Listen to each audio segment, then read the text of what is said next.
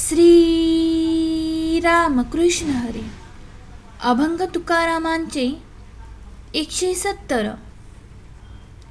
एकादशीचं अन्नपान जे नर करीती भोजन. एकादशीचं अन्नपान जे नर करीती भोजन. स्वानविष्टे समान अधम जन तो एक. स्वानविष्टे समान अधम जन तो एक.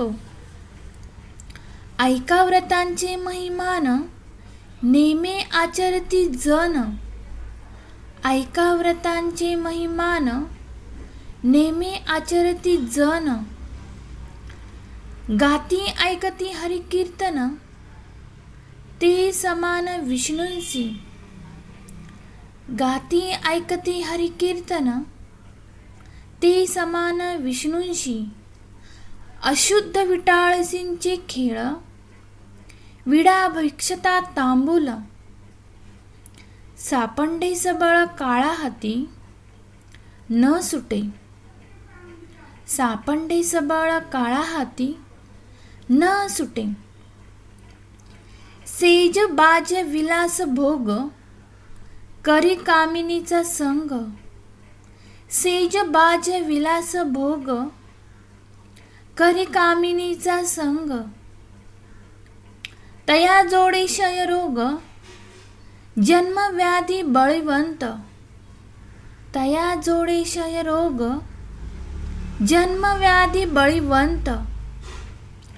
आपण न वजे हरिकीर्तना. आपण न वजे हरिकीर्तना अनिका वारी जाता कोणा.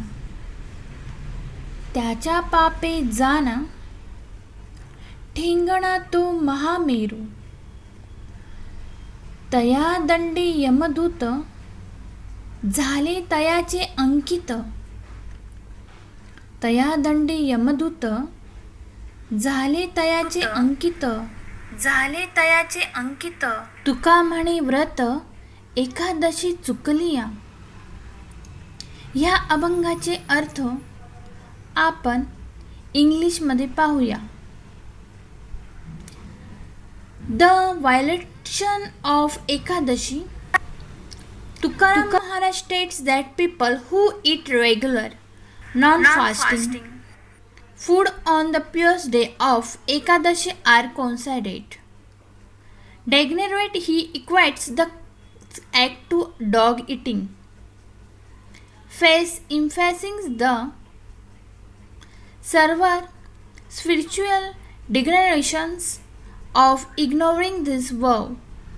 The greatness of ritual, the Abhanga praises those who regularly observe the Ekadashi ritual.